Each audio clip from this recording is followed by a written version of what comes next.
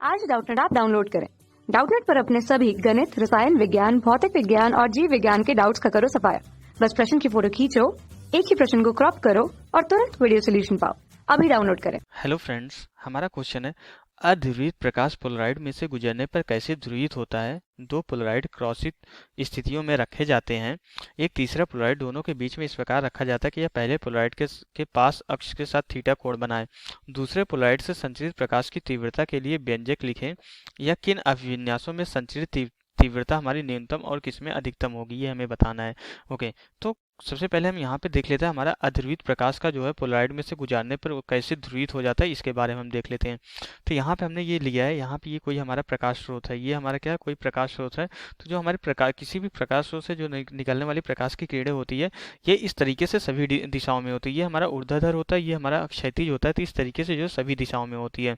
अगर हम इसके जो है जो भी प्रकाश की किरणें हैं, यहाँ पे अगर हम दो घटक बनाए, ये जो प्रकाश की किरण है इसका हमारा जो है एक घटक ये क्षैतिज आएगा, एक घटक इसका जो है इस तरीके से ऊर्ध्वाधर दिशा में आएगा। तो इस तरीके से जितने भी प्रकाश की किरणें हैं, अगर सबके हम दो घटक डिवाइड करें तो यहाँ पे हमारा जो है एक इस तरीके से हमारा जो है सबका हमारा जो है एक इस तरीके से ऊर्ध्वाधर घटक आएगा और हमारा एक इस तरीके से क्षैतिज घटक आएगा। ओके, तो हमारा यहाँ पे इस दिशा में भी कुछ आएगा, इस दिशा में भी कुछ आएगा। ओके, हमारे कुछ घटक प्रकाश के जो है इस दिशा में भी आएंगे और हमारे क्या हो जाएगा, कुछ घटक इस तरीके से हमारे ऊर्ध्वाधर दिशा में आएंगे। तो हमारा पोलराइड क्या कहता है, हमारी पोलराइड की प्रॉपर्टी होती है कि ये इससे गुजरने वाला जो भी प्रकाश की किरण होती है, जो इसके अक्ष के समांतर जिस भी प्रकाश किरण की इस तरीके से हमारा आरेख जो है इसके समांतर होता है, वही इस पोलराइड से पास होने देता है। ये हमारा किसी भी पोलराइड की जो है प्रॉपर्टी होती है, गुण होता है कि अपने से गुजरने वाले प्रकाश की किरणों को अपने अक्ष के समांतर जाने वाली प्रकाश की किरणों को ही गुजरने देता है। क्योंकि हमारा क्या होता है, ये हमारी प्रकाश की किरणें एक तरीके से वेव के फॉर्म में चलती है। यहाँ पे ये चारों दिशाओं में इस तरीके से रहती है। तो अगर इसके हम क्या करेंगे, दो घटक ले लेंगे। प्रकाश की किरणों में हमारा क्या होता है कि विद्युत और जो है चुंबकीय क्षेत्र दोनों होते हैं, दोनों के रूप में चलता है, दोनों एक दूसरे के लंबवत होते हैं। तो उनको हम अलग अलग घटक में डिवाइड कर सकते हैं।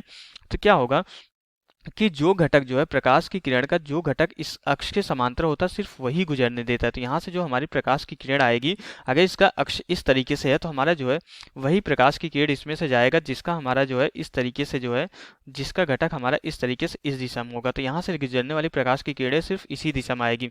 तो हमारा क्या हो जाएगा कि यहाँ पे हमारी जो प्रकाश की किरणें आ रही हैं, ओके, जो प्रकाश की किरणें यहाँ पे पूरी की पूरी, अगर इसकी तीव्रता हम कितनी मान लें, I0 मान लें यहाँ से गुजरने वाले प्रकाश की, तो यहाँ पे सिर्फ आधा घटक तो हमारा जो है इसके जो है लंबवत हो जाएगा, कैंसिल आउट हो जाएगा। सिर्फ और सिर्फ आधा घटक इस पोलराइड से हमारा गुजरने पाएगा।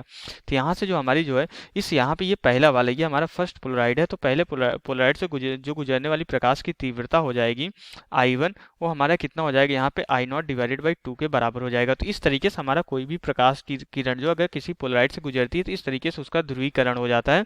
वो जो है सिर्फ और सिर्फ अपने समांतर अक्ष से गुजरने वाली जो है घटक को ही गुजरने देता है अपने अंदर से। ये हमारे जो है किसी भी पोलराइड की जो है गुण होता है, प्रॉपर्टी होती है। तो यहाँ से इस तरीके से प्रकाश की किरणों का ध्रुवीकरण होता है। अब आगे क्या बोला जा रहा है कि दो पोलराइड को जो है क्रॉसित रखे जा रहे हैं। मीन्स क्रॉसित रखने का मतलब है कि हमारा जो दूसरा पोलराइड होगा उसका अक्ष जो है इस वाले अक्ष के साथ 90 डिग्री का एंगल बनाएगा। अगर हम यहाँ पे दूसरा एक और पोलराइड ले लेते हैं, आगे क्वेश्चन में ये बोला जा रहा है कि हमारा दो पोलराइड जो है इस तरीके से जो है क्रॉसित रखे जा रहे हैं। मीन्स हमारा क्या हो जाएगा, इसका इस वाले पोलराइड का जो हमारा अक्ष हो जाएगा, यहाँ पे हमारा जो है इस पोलराइड का जो हमारा अक्ष होगा, ये दूसरा पोलराइड हमारा किस तरीके से रखा जा रहा है, यहाँ पे जो है इस तरीके से हमारा ये कोई दूसरा पोलराइड रखा जा रहा है। ओके, तो इसका जो हमारा अक्ष हो जाएगा, हमारा जो अक्ष होगा यही हमारा क्या हो जाएगा, यही हमारा जो है इसका अक्ष हो जाएगा, ये जो इसके समांतर है। क्योंकि ये इसका अक्ष इस तरीके से है ऊर्ध्वाधर, तो इसका इस वाले पोलराइड का अक्ष जो है क्षैतिज होगा। तो इस तरीके से दोनों एक दूसरे के क्या हो जाएंगे, क्रॉसित हो जाएंगे। दोनों के अक्षों के बीच हमारा जो एंगल बनेगा, ये हमारा दूसरा पोलराइड हो जाएगा, 90 डिग्री बनेगा।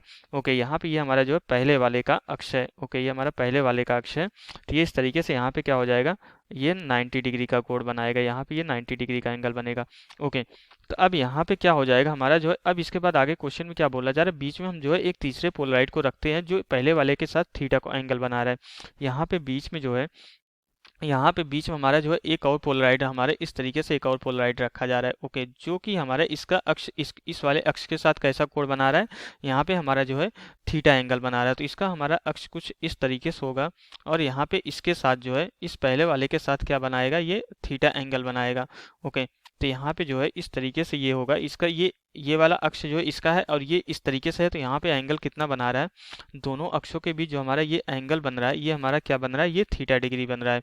ओके, अब यहाँ पे हमारा जो है, अगर यहाँ पे अगर हम देखें, अगर इस पोलराइड के अक्ष के साथ हमारा ये कितना एंगल बनाएगा, ये हमारा जो है इसका जो है दूसरे वाले पोलराइड का अक्ष इस दिशा में है, इस वाले पोलराइड का अक्ष इस दिशा में है, तो यहाँ पे ये एंगल जो बनेगा, ये वाला कोण हमारा कितना बनेगा, ये हमारा जो है 90 माइनस थीटा के बराबर बनेगा। तो हमें बताना है यहाँ से जो है दूसरे वाले पोलराइड से जो गुजर रही प्रकाश की तीव्रता, हमें क्या करना है, इसकी तीव्रता के लिए व्यंजक निकालना है। तो ये हमारा कौन सा पोलराइड है, ये हमारा तीसरा पोलराइड है। ओके, तो यहाँ से गुजरने वाली जो प्रकाश की तीव्रता है, हम मान लेते हैं यहाँ पे ये कितना है, हमारी जो है I3 के बराबर है। ओके, हमें I2 की वैल्यू कैलकुलेट करनी है। तो यहाँ से जो इस पोलराइड से जो प्रकाश गुजरेगा हमारा कुछ इस तरीके से रहेगा, यहाँ पे इस दिशा में, और इस पोलराइड से जो प्रकाश गुजरेगा हमारा कुछ इस तरीके से रहेगा। ओके, तो हमें यही I2 के लिए जो है तीव्रता, I2 के लिए हमें व्यंजक कैलकुलेट करना, और न्यूनतम और अधिकतम कब होगा हमें ये भी बताना है। ओके, तो अब इसके बाद यहाँ पे हम एक नियम यूटिलाइज करेंगे जो कि हमारा मेलस का नियम होता है। मेलस के नियम के अकॉर्डिंग हमारा क्या होता है, आई डैश इक्वल टू हमारा क्या हो जाता है, आई इंटू जो है कॉस स्क्वायर थीटा। अगर दो पोलराइड इस तरीके से रखे हैं कि उनकी अक्षों के बीच थीटा कोण बन रहा है, तो हमारा जो दूसरे पोलराइड से गुजरने वाली जो प्रकाश की तीव्रता हो जाती है, पहले पोलराइड से आए प्रकाश की तीव्रता आई का क्या होता है, कॉस स्क्वायर थीटा के बराबर होता है। ये हमारा मेलस का नियम होता है। इसी नियम के अकॉर्डिंग हम यहाँ पे जो है I2 की वैल्यू कैलकुलेट करेंगे। तो यहाँ पे सबसे पहले ये हमारा क्या आ रहा है, यहाँ पे हमारा जो I0 डिवाइडेड बाई 2 आ रहा है। तो सबसे पहले अगर हम I3 कैलकुलेट करना चाहेंगे, तो हमारा मेलस के नियम के अकॉर्डिंग I3 कितना हो जाएगा, हमारा I1 इंटू एंगल कितना बन रहा है दोनों अक्षों के बीच, कॉस स्क्वायर थीटा के बराबर हो जाएगा। ओके, यहाँ से हमारा I3 कितना हो जाएगा, I3 इक्वल टू हमारा हो जाएगा I1 हमारा कितना, I0 डिवाइडेड बाई 2 के बराबर हो जाएगा, I0 divided by 2 into cos square theta के बराबर हो जाएगा। अब यहाँ से अगर हम मेलस का नियम I2 के लिए अप्लाई करें, तो I2 हमारा कितना हो जाएगा, I2 इक्वल टू हमारा हो जाएगा I3 इंटू कॉस स्क्वायर हमारा यहाँ पे 90 माइनस थीटा के बराबर हो जाएगी। ये 90 माइनस थीटा के बराबर हो जाएगी, कॉस स्क्वायर थीटा। तो यहाँ से हमारा क्या हो जाएगा, ये I2 इक्वल टू I3 हमारा कितना है, I3 हमारा जो है I0 divided by 2 into cos square theta, और कॉस स्क्वायर 90 माइनस थीटा, ये हमारा कितना हो जाएगा, ये हमारा साइन स्क्वायर थीटा के बराबर हो जाएगा।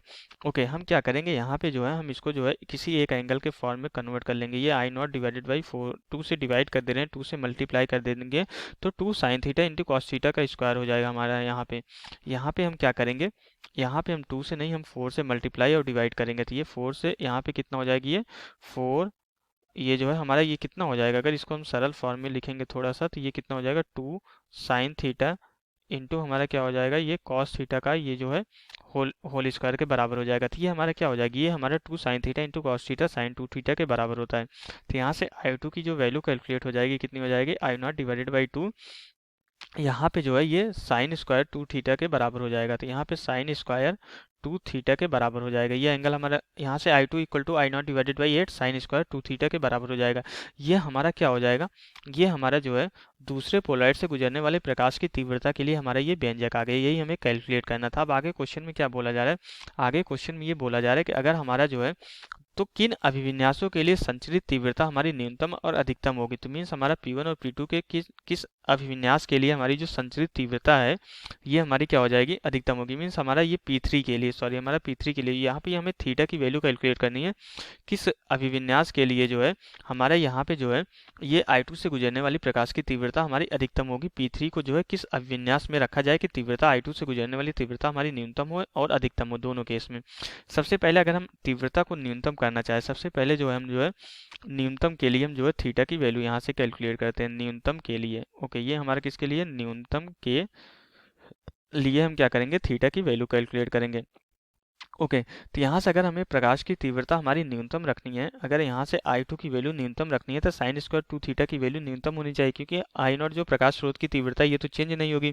तो साइन स्क्वायर 2 थीटा की मिनिमम वैल्यू हमारी कितनी हो जाएगी, ये कोई संख्या हमारी है, साइन 2 थीटा की वैल्यू हमारी क्या हो जाएगी, -1 से जो है कहाँ तक जाएगी, 1 तक जाएगी, लेकिन ये स्क्वायर हो जा रहा है तो मिनिमम वैल्यू हमारी कितनी हो जाएगी यहाँ पे। अब ये जो है जो निगेटिव है वो हमारा 0 के बराबर हो जाएगा, क्योंकि साइन स्क्वायर थीटा का जो ग्राफ बनेगा हमारा किस तरीके से बनेगा, साइन स्क्वायर थीटा का ग्राफ हमारा जो है कुछ इस तरीके से बनेगा। ओके, अब ये निगेटिव डायरेक्शन में नहीं जाएगा, सारा का सारा इस वाले अक्ष के, इस वाले थीटा वाले अक्ष के हमारा ऊपर ही रहेगा। ओके, ये हमारा y है। तो हमारा जो न्यूनतम वैल्यू होगी साइन स्क्वायर टू थीटा की न्यूनतम वैल्यू हमारी कितनी हो जाएगी, 0 के बराबर हो जाएगी। तो हमारी जो न्यूनतम प्रकाश की तीव्रता है, यहाँ पे साइन स्क्वायर टू थीटा हमारा कितना हो जाएगा, न्यूनतम वैल्यू हमारी इसकी कितनी हो जाएगी, साइन स्क्वायर टू थीटा की न्यूनतम वैल्यू हमारी 0 के बराबर हो जाएगी। तो मीन्स हमारा यहाँ पे साइन टू थीटा कितना होना चाहिए, sine two theta equal to हमारा कितना होना चाहिए, 0 के बराबर होना चाहिए। और ये अगर 0 हो गया तो टू थीटा हमारा कितना होना चाहिए, 0 डिग्री के बराबर होना चाहिए। मीन्स हमारा जो है थीटा का कितना हो जाएगा, 0 डिग्री के बराबर। तो न्यूनतम के लिए अगर हमें I2 से गुजरने वाली प्रकाश की तीव्रता न्यूनतम चाहिए तो हमें जो है तीसरे वाले पोलराइड को किस अभिविन्यास में रखना पड़ेगा, 0 डिग्री। मीन्स हमारा ये जो तीसरा वाला पोलराइड है इसको जो है इसी अक्ष के समांतर, यहाँ पे दोनों का जो अक्ष हो जाएगा हमारा एक दूसरे के समांतर हो जाएगा। समांतर होने से क्या हो जाएगा, प्रकाश हमारा कुछ इस तरीके से आएगा, हमारा प्रकाश जो है इसी तरीके से यहाँ पे गुजरेगा, तो यहाँ पे इसी तरीके से गुजरेगा और इसका ये क्रॉसित हो जाएगा। तो हमारा क्या होगा, कोई भी घटक यहाँ से निकल नहीं पाएगा, तो यहाँ पे तीव्रता हमारी 0 हो जाएगी। तो इसलिए यहाँ पे हमारा जो थीटा कितना होना चाहिए, 0 डिग्री। P3 और P1 दोनों जो है दोनों के अक्ष हमारे एक दूसरे के समांतर होने चाहिए। अब यहाँ पे हम दूसरा कंडीशन लेते हैं। दूसरे कंडीशन में हमारा क्या है, अधिकतम के लिए। ओके, दूसरे कंडीशन में हमारा क्या है, अधिकतम के लिए हमारा किस अभिविन्यास में रखें कि हमारा जो है P2 से गुजरने वाली प्रकाश की जो हमारी तीव्रता हो जाए वो अधिकतम हो जाए। तो हमारा अधिकतम के लिए हमारा क्या हो जाएगा, हमारा साइन स्क्वायर टू थीटा की वैल्यू अधिकतम होनी चाहिए। साइन स्क्वायर टू थीटा की वैल्यू हमारी अधिकतम कितनी होगी, ये वैल्यू हमारी पीक पॉइंट जो हमारा क्या होता है 1 के बराबर होता है। तो साइन स्क्वायर टू थीटा की अधिकतम वैल्यू हमारी कितनी है, 1 के बराबर है। तो यहाँ से हमारा क्या हो जाएगा, साइन स्क्वायर टू थीटा की अधिकतम value two theta equal to हमारा कितना हो जाएगा, ये 1 के बराबर हो जाएगा। तो यहाँ से साइन टू थीटा हमारा कितना हो जाएगा, sine two theta equal to हमारा जो है +-1 के बराबर हो जाएगा। टू थीटा हमारा कितना है, साइन के कौन सी वैल्यू के लिए +-1 होता है, तो मीन्स हमारा टू थीटा कितना होना चाहिए, ये हमारा π/2 या हमारा जो है 3π/2 दोनों में से कोई भी हो सकता है। ओके, तो यहाँ से थीटा हमारा कितना होना चाहिए, थीटा इक्वल टू हमारा कितना होना चाहिए, π/4 होना चाहिए या 3π/4 होना चाहिए, दोनों में से कोई भी होगा, हमारा दोनों चलेगा। थीटा की वैल्यू हमारी π/4 या 3π/4 होनी चाहिए। तो हमारे अधिकतम तीव्रता के लिए हमारा कितना होना चाहिए, P3 को किस तरीके से रखना चाहिए, इस तरीके से रखना चाहिए कि P1 के अक्ष के साथ जो है हमारा कितना π/4 या 3π/4 का एंगल बना है। तो मीन्स हम यहाँ पे जो P3 को रखेंगे, यहाँ से जो हम इस तीसरे वाले पोलराइड को इस अक्ष के साथ जो है थीटा की वैल्यू 45 डिग्री होनी चाहिए या 135 डिग्री के बराबर होनी चाहिए। तो यहाँ से जो है हमारा जो है पूरा का पूरा सारा क्वेश्चन कंप्लीट हो जाता है, सारे पार्ट अब हमारे कंप्लीट हो गए। तो यहाँ से हमारा क्वेश्चन जो है कंप्लीट हो जाता है। Okay, thank you. कक्षा 6वीं से 12वीं से लेकर नीट, IIT, JEE वो एडवांस के लेवल तक 1 करोड़ से ज्यादा छात्रों का भरोसा। आज ही डाउनलोड करें डाउटनेट ऐप या व्हाट्सएप करें अपने सारे डाउट्स 8400 400 400 पर।